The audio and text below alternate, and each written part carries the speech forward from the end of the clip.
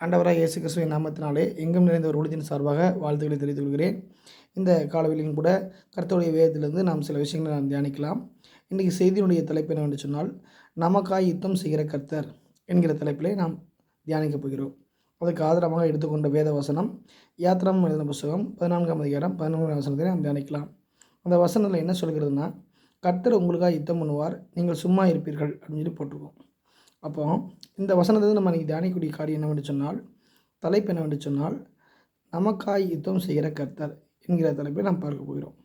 இந்த பூமியில் ஒரு குழந்தை இருக்குன்னு சொன்னால், அந்த குழந்தைக்கு விரோதமாக யாராவது எதுவும் சண்டை போட்டாங்க இல்லை எதை அடிச்சிட்டாங்க அப்படின்னா, அதை என்ன ஏதுன்னு தட்டி கேட்பதற்கு யுத்தம் பண்ணுவதற்கு என்ன செய்வாங்க, பெற்றோர்கள் செல்வாங்க.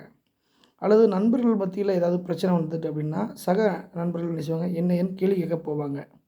அல்லது ஒரு சொந்த பந்தங்கள் நிறைய ஃபேமிலிஸ் மெம்பர்ஸ் நிறைந்த ஒரு வீட்டில் யாருக்காவது எதுவும் பிரச்சனைனா, அது என்னன்னு கேட்டு அதை சரி செய்யறதுக்கோ இல்லை தட்டி கேட்கறதுக்கோ சண்டை போடுறதுக்கோ என்ன செய்வாங்க, போவாங்க.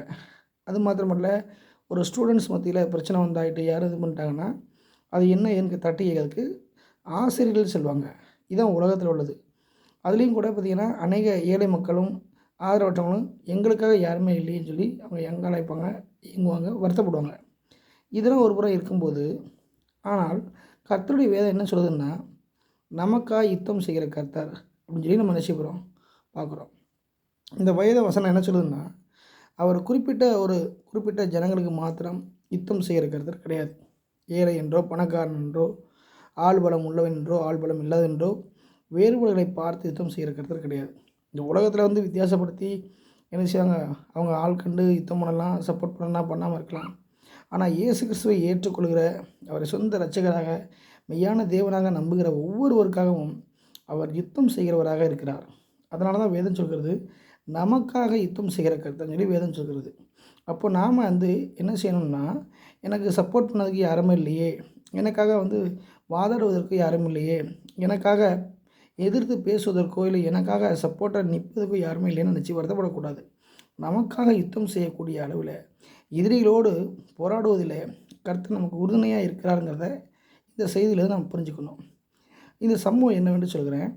இஸ்ரவேல் என்கிற ஜனங்கள், இஸ்ரவேல் நாட்டில் இருக்கிற ஜனங்கள் எகிப்து நாட்டில் அடிமையாக இருந்தாங்க. கடவுளை அவங்களை அந்த எகிப்திலேருந்து விடுதலையாக்கி கானான்கிற நாடுக்கு கூட்டு போகிறாரு.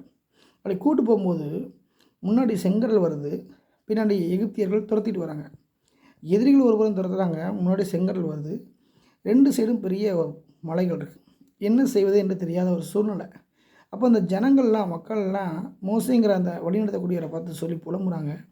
அப்போ மோசே சொல்கிறாரு, கர்த்தர் இன்றைக்கு உங்களுக்கு அற்புதம் செய்வார், நீங்கள் யுத்தம் பண்ண அவர் உங்களுக்காக பண்ணுவார், நீங்கள் கவலைப்படாதீங்கன்னு சொல்லி தேற்றுக்கிறார். இதுதான் சம்பவம். அப்போது இதுலேருந்து நம்ம என்ன தெரிஞ்சுக்கொள்ளணும்னா, கர்த்தர் யுத்தம் பண்ணுவார், எல்லாருக்கும் பண்ணுவார், ஓகே. ஆனால் கர்த்தர் யுத்தம் பண்ணதுக்கு நாம் என்ன பண்ணால் அவர் யுத்தம் பண்ணுவாருங்கிறத நம்ம பார்க்கணும். அதான் மோசே சொல்லுறாரு, 3 காரியம் சொல்கிறார். 13 வசனம் சொல்கிறாரு, அந்த மோசே ஜனங்களை நோக்கி, பயப்படாதிருங்கள், நீங்கள் நின்று கொண்டு அப்படிங்கிறாரு. முதல்ல வாழ்க்கையில் பயப்படவே கூடாது.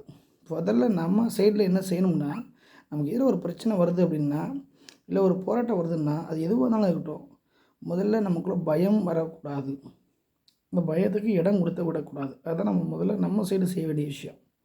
கர்த்தர் நமக்காக யுத்தம் பண்ணணும்னா நாம் பயப்படக்கூடாது ஃபஸ்ட்டு. ரெண்டாவதாக இன்றைக்கு நின்று கொண்டு அப்படின்னு வார்த்தை வருது. நின்று கொண்டுனா மனுஷங்கிட்ட போய் நிற்கிறதுக்காக சொல்லலை, ஆண்டோடைய சமூகத்தில் ஜெபத்தில் நின்று கொண்டுன்னு அர்த்தம். இது ரெண்டாவது விஷயம்.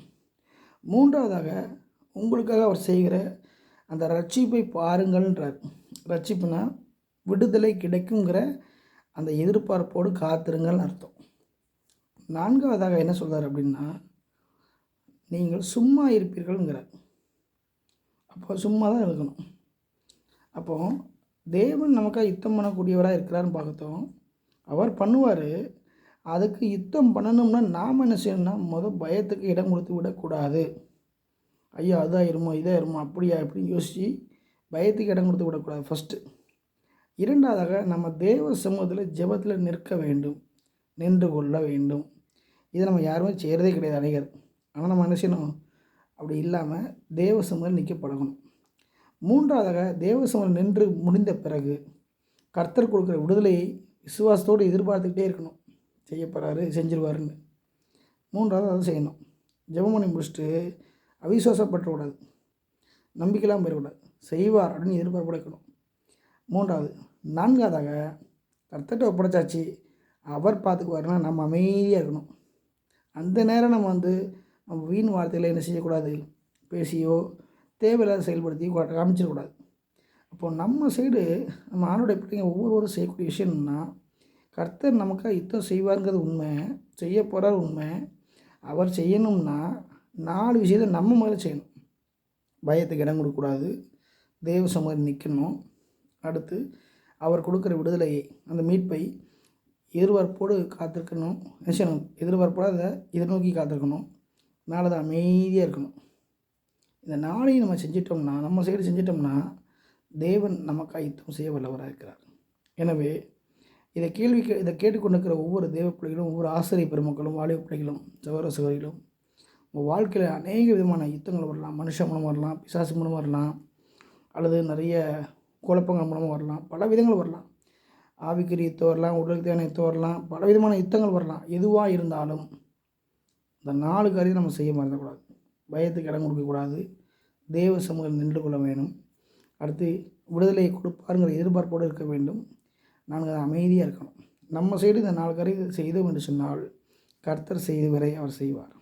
ஆகவே இதை கேட்டுக்கொண்டிருக்கிற ஒவ்வொருவரும், தேவ பிள்ளைகளும், ஊழியக்காரர்களும், ஆசிரியர் பெருமகளும் தெரிந்து கொள்ள ஒரு விஷயம் என்னென்னு சொன்னால், நம்ம வேலை பார்க்கலாம், ஊழியம் செய்யலாம், படிக்கலாம், குடும்பத்தில் இருக்கலாம், இல்லை ஏதாவது ஒரு காரியம் இருக்கலாம், செய்யலாம்.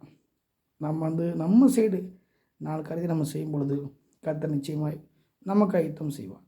ஆகவே இந்த செய்தியை கேட்டுக்கொண்டிருக்கிற ஒவ்வொருவரும் நாம் நல்ல தீர்மானம் எடுத்து பயத்துக்கு இடம் கொடாமல் தேவ சமூகத்தில் நின்று கொண்டு கர்த்தர் கொடுக்கும் விடுதலை எதிர்நோக்கி இருந்து அமைதியாக இருக்கும் பொழுது கர்த்தர் நமக்கு யுத்தம் செய்து பெரிய வெற்றி தருவார்.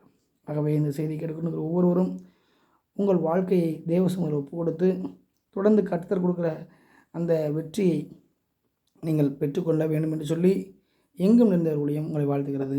ஆமென்.